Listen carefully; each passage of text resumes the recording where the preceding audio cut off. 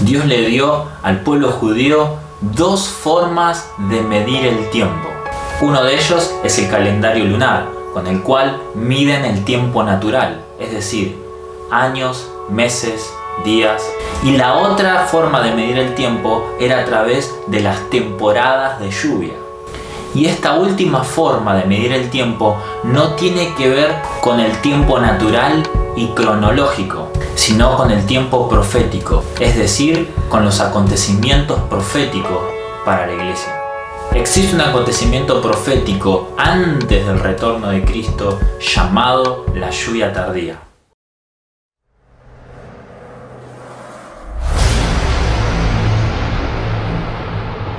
La Biblia nos lleva a que para entender los tiempos de avivamiento de la iglesia tenemos que observar los tiempos de lluvia en Israel, porque de esa forma vamos a comprender los tiempos proféticos de la iglesia en cuanto al derramamiento del Espíritu Santo. ¿Cómo son las temporadas de lluvia en Israel?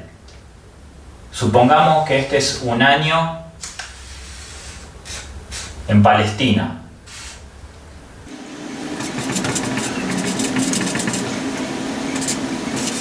La lluvia temprana está ubicada en el otoño, mientras que la lluvia tardía está ubicada en la primavera. Ya dije que el propósito de la lluvia temprana era sembrar la semilla.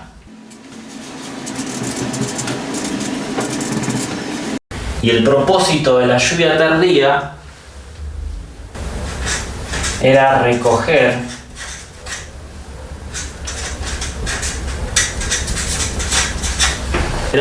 los frutos. Ahora, entre esta temporada y esta temporada había un tiempo de sequía. Entre temporada y temporada había un tiempo de sequía.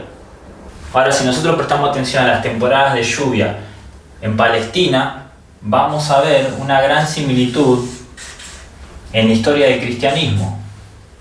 ¿Dónde empieza el cristianismo? Todos coincidimos que la historia del cristianismo comienza en Pentecostés. Ahora la iglesia se encuentra acá. Este es el tiempo actual, ¿verdad? Ahora, lo curioso acá es la asombrosa similitud de los tiempos de lluvia, de sequía y de lluvia con la historia del cristianismo. Si nosotros estudiamos la historia del cristianismo, los derramamientos y el mover del Espíritu Santo, es decir, duró aproximadamente unos 300 años la lluvia temprana. Acá el Evangelio fue predicado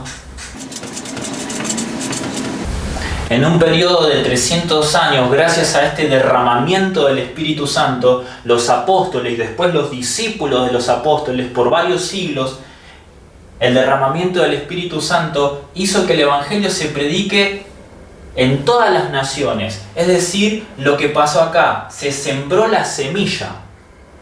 Y lo curioso de todo esto, que en el siglo 3, 4,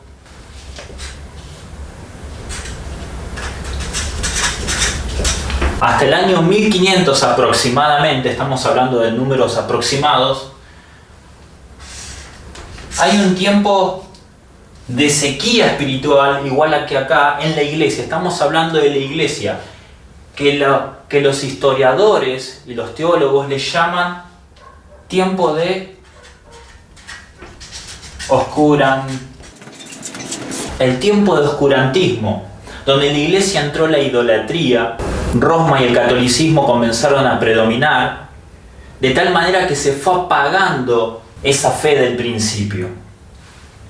Y todos sabemos que en el año 1500 llega Martín Lutero con la Reforma, y a partir de 1500 hasta la actualidad, la iglesia en 1700, 1800, 1900 comenzó a vivir periodos de avivamiento.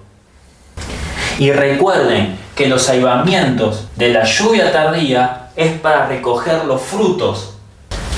Es por eso que Jesús nos dijo que observemos las temporadas. Y es por eso que Jesús comparó su venida.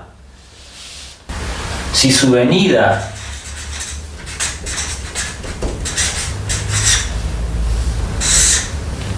su venida está acá, que es representada por pasar la hoz, ¿no?, sobre el trigo, pasar la hoz sobre el trigo, para que crezca el trigo, tiene que haber lluvia. O sea, lo natural nos da un ejemplo de lo espiritual. En otras palabras, necesitamos de la lluvia tardía, de ese derramamiento poderoso del Espíritu Santo, para poder cosechar el trigo, para que cuando Cristo venga, Él reciba sus frutos. Y de esta manera, las lluvias naturales de Palestina dan un ejemplo, es una sombra simbólica de las lluvias y de los avivamientos proféticos en la historia de la iglesia cristiana.